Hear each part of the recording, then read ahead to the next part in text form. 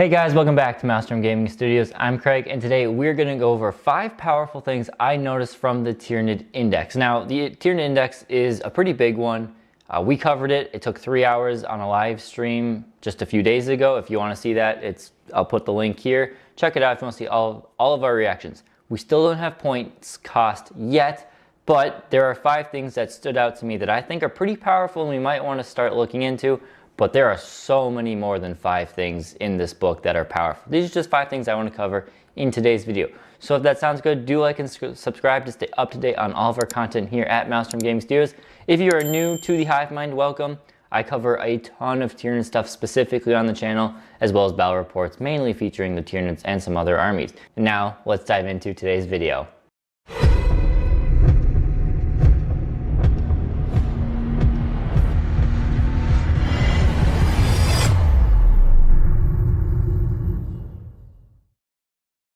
For these 5 things, there are a couple stratagems I want to cover, a couple of the enhancements, and a few units to sort of encompass these 5 things. Again, there are so many more than 5 things. This morning I was coming up with a ton of power combos or just crazy things you can do with some stuff in this index, but we're going to cover these 5 for now. So start off, let's go with some enhancements. Now every army is getting 4 of these right off the bat with their index Tyranids. These 2 stuck out to me the most. The first one is Alien Cunning. I love this one. It is basically a redeploy. So after every army has deployed all of their units, you can select up to 3 Tyranid units from your army and redeploy them. When doing so, you can set these up into strategic reserve if you wish, and that can go over the cap. So there's a cap, you're playing 2,000 points, 500 points of your army can go in strategic reserve. If you do this, you can take 3 more units, put them in there.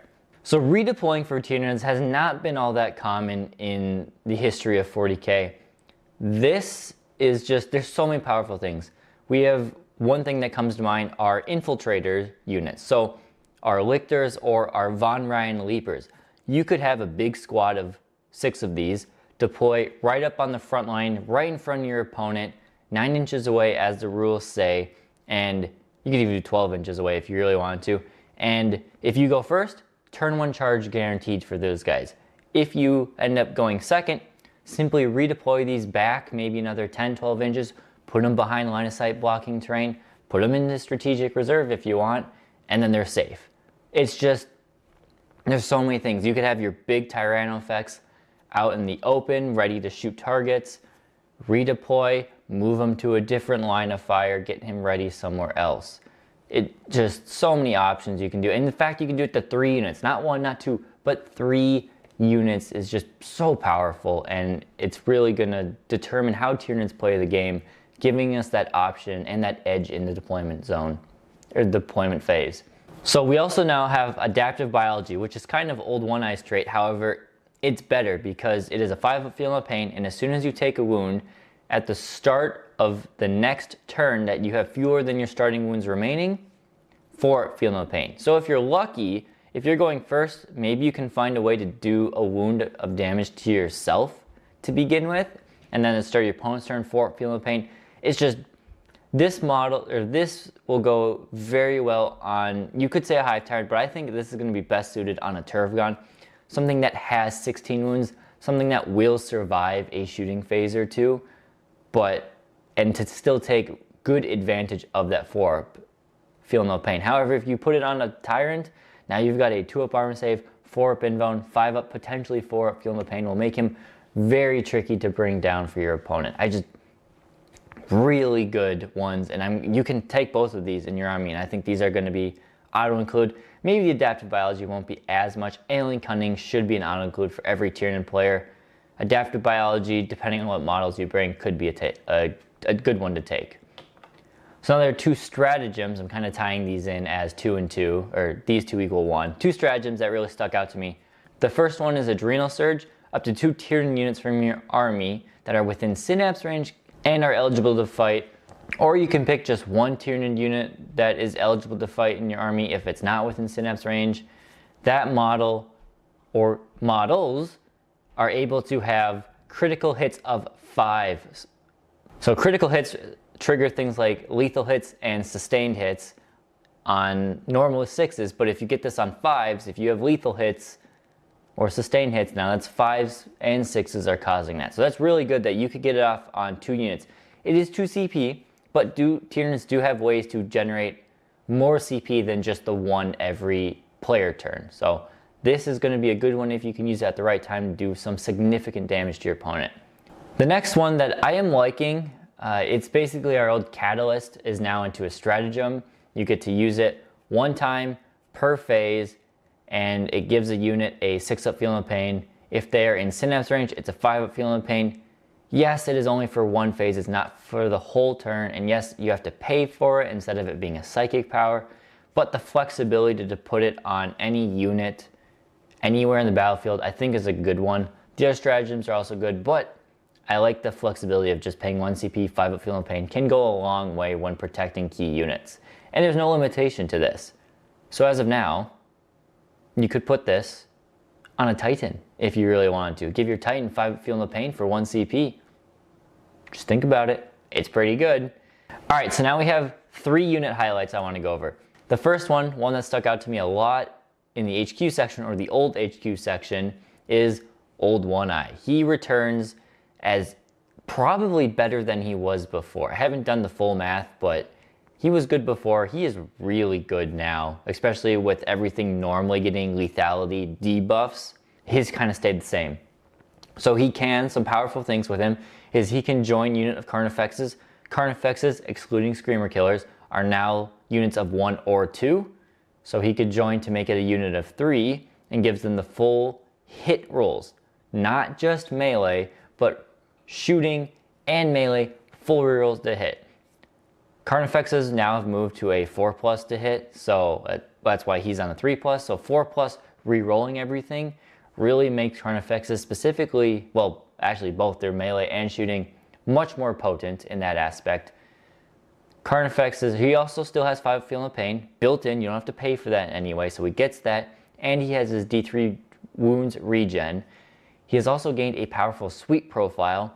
Old One Eye is one of our only options in the codex that has a easy way to deal with toughness 11+ units. Him being strength 14, AP -3, D6 +1 damage on 6 attacks with full rerolls to hit is very, very good.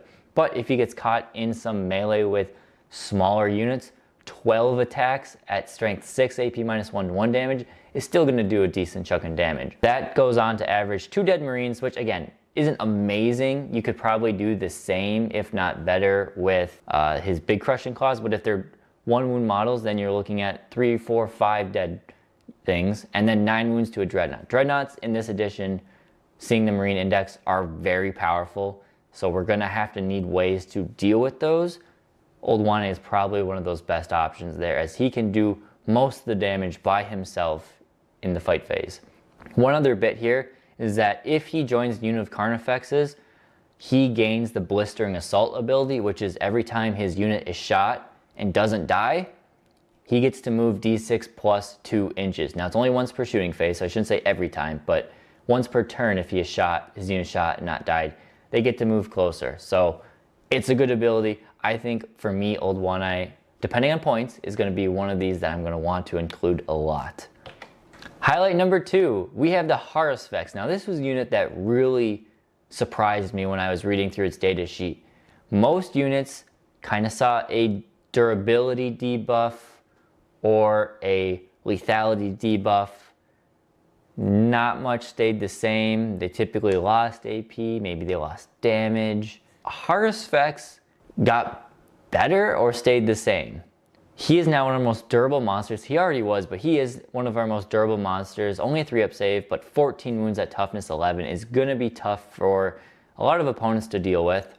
His tongue is very good still. Still got precision. It still hits on a 3. I was worried that was going to disappear.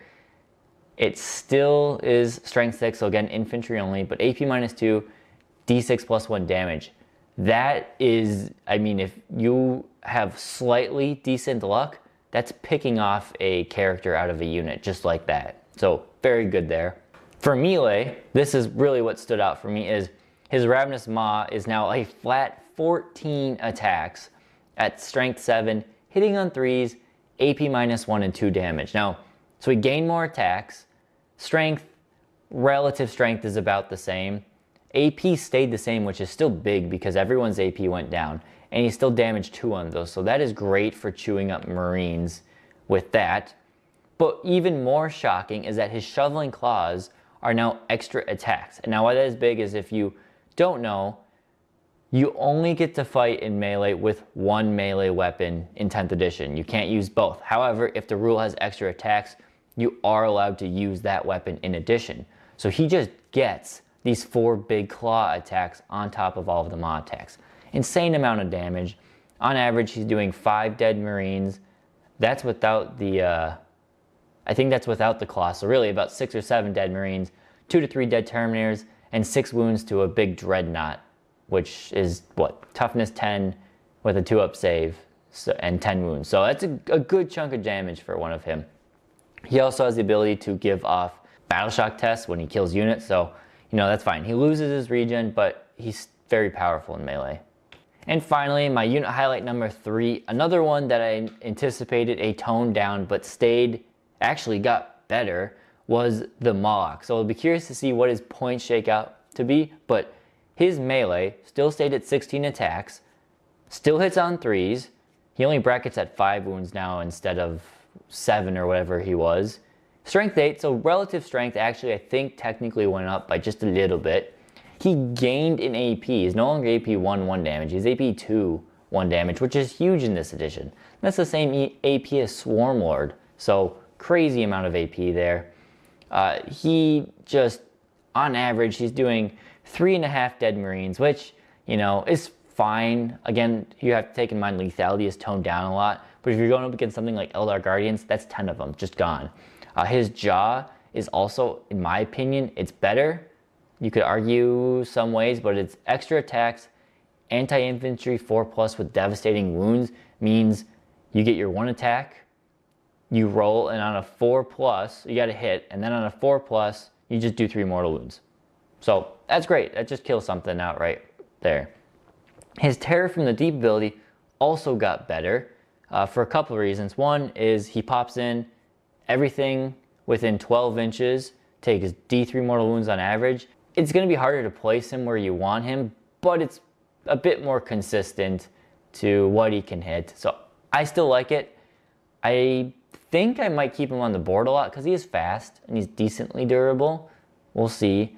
And then this can now stack with other Mawlocs. So if you have a couple Mawlocs, you can put, you know, a couple of them in a line, bang, bang, bang, and you can maybe hit 1 unit with 3 of them and do on average 6 mortal wounds to a unit, but increase your chance to spike up to do a bit more. So that is the third highlight I'm putting out right there, is the Mawloc. Let me know what you guys think in the comments. What stood out to you the most in the index in terms of things that are great? I know some people are saying, this codex or this index rules are garbage. I think it's going to be a big shift in the mindset of the Tyranids. If you're someone who played Tyranids in 9th edition and only 9th edition, we played as almost an elite, durable, high damage output type of army, which Tyranids are never really that way. Tyranids from 5th, 6th, 7th, 8th edition were much more of a swarm. Our individual model doesn't do as much damage, but we have so many of them. We have so many attacks that we eventually wear down our opponent. It's okay to lose a unit here or there.